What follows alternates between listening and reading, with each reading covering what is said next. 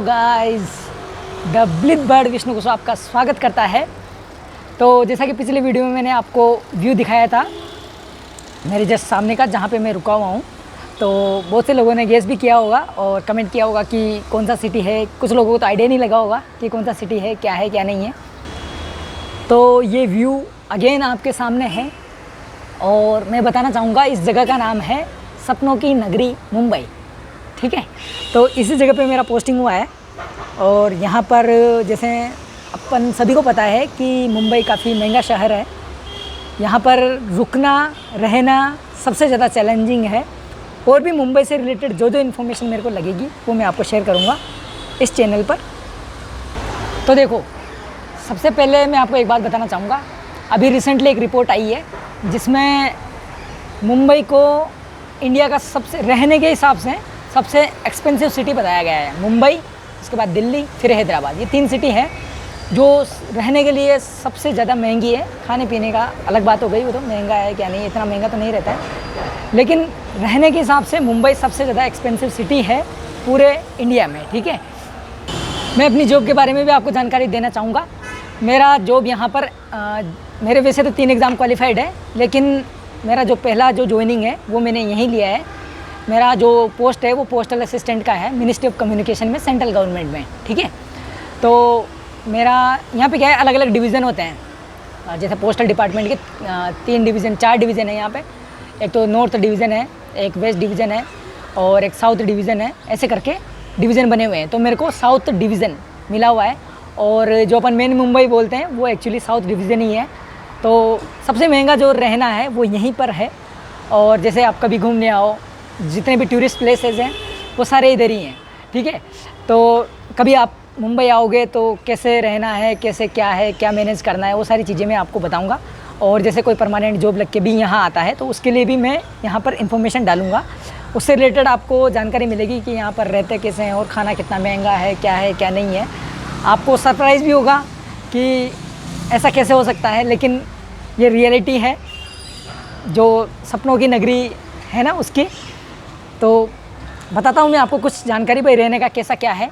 मैं जहाँ पर रुका हुआ हूँ वो एक डॉर्मेट्री है। डॉर्मेट्री मतलब जिसमें अपने को ओनली बेड मिलते हैं सोने के लिए। रात मतलब 24 घंटे का टाइम रहता है।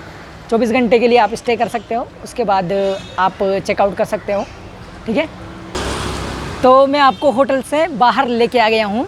बाहर का नज़ारा दिखाता हूँ मैं आपको।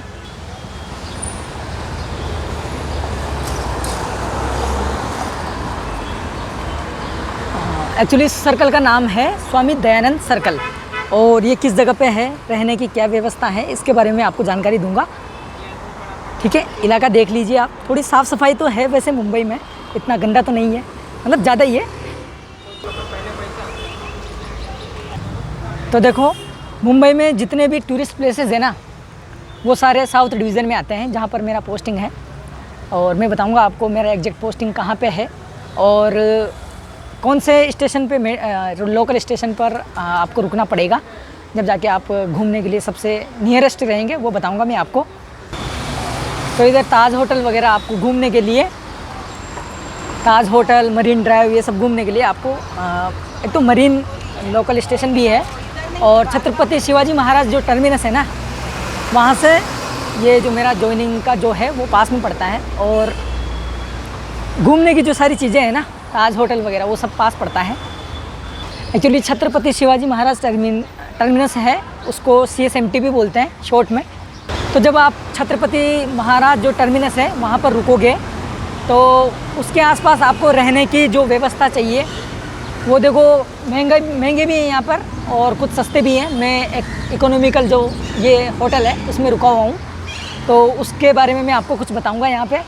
और रहने का, जैसे कोई परमानेंट यहाँ पर रहने के लिए कोई आ रहा है या फिर कोई जॉब करने के हिसाब से आएगा तो उसके लगभग कितना खर्चा बैठ जाएगा वो उसका आइडिया भी मैं आपको दूंगा।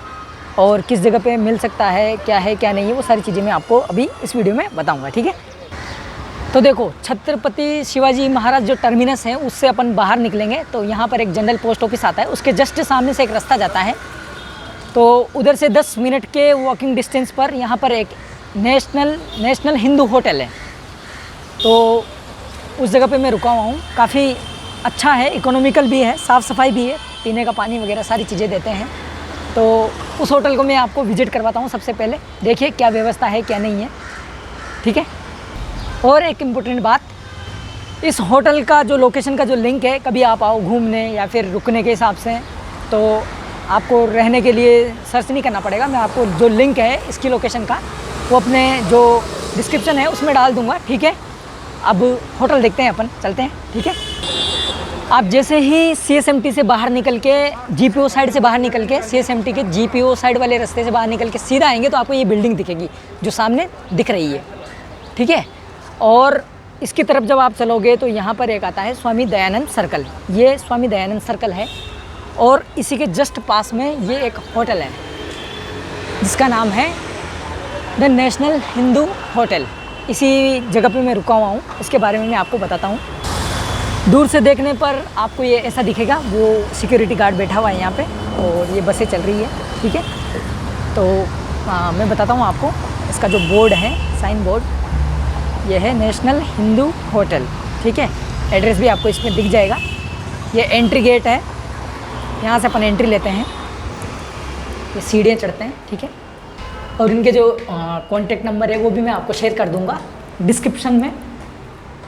तो देखो अंदर चलने पर अपने को ये काउंटर दिखता है, यहाँ पर ये अंकल जी बैठे हुए हैं जो बुकिंग करते हैं। और यहाँ पर चार्ज क्या रहता है वो भी मैं आपको बताऊँगा। तो देखो ये अंदर का पोर्शन है, यहाँ पर अभी लाइटें वगैरह नहीं जली हुई है इसलिए थोड़ा उजाला कम है, बाकी ऐसे बेड लगे होते हैं यहाँ पे। और इस पर बस 24 घंटे का स्टे रहता है और जो चार्ज रहता है वो 350 रुपये रहता है। और आप यहाँ पे पर्सनल रूम भी ले सकते हो। पर्सनल जैसे अगर 3 जने मिलके रूम लेना चाहें रुकने के लिए तो वो क्या है थोड़ा सस्ता पड़ जाएगा। मतलब वैसे तो 350 रुपये एक बंदे का चार्ज है, जो डॉर्मेट्री में मतलब सोने का बेड मिलेगा आपको बस ओनली।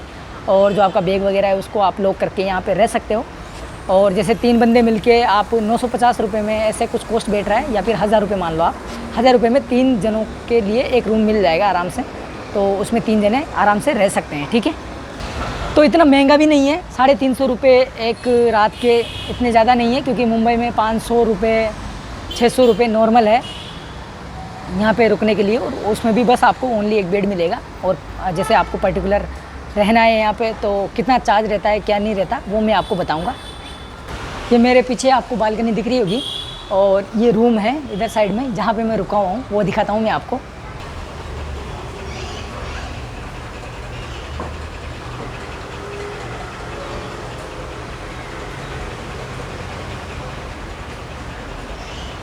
तो आपने देखा कि 4 बेड लगे हुए हैं एक रूम में। कुछ रूम ऐसे भी है जिनमें 3 बेड लगे हुए हैं, तो वहाँ पे भी एडजस्ट होना चाहें 3 जने मिलके तो वैसे भी हो सकते हैं, ठीक है।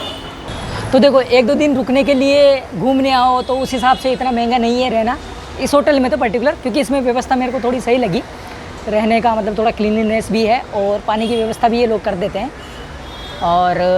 और भी जैसे इसमें तो नीचे ही लगे हुए हैं सिंगल बेड। मैं आपको एक होटल भी दिखाता हूँ सामने, इसके जस्ट सामने। उसमें जो चार्ज है वो इतना नहीं है, मतलब 350 तो इसमें है, 300 रुपये चार्ज उसका है। लेकिन उसमें क्या है, एक के ऊपर एक बेड लगे हुए हैं। वैसे ही डॉर्मेट्री है लेकिन उसमें एक के ऊपर एक बेड लगे हुए हैं जिसमें इतना अच्छा व्यवस्था नहीं रहता है। तो ये वाला मेरे को सही ऑप्शन लगा, इसलिए मैं इसी में रुका हूँ अभी। तो आपका कभी आना हो तो इस होटल में रुक सकते हैं, ठीक है। और उसके बाद घूमने जाना चाहो तो आप घूम सकते हो। और भी कई सारी चीज़ें हैं यहाँ पर, कैसा क्या रहता है उस चीज़ का इन्फॉर्मेशन मैं आपको दूंगा।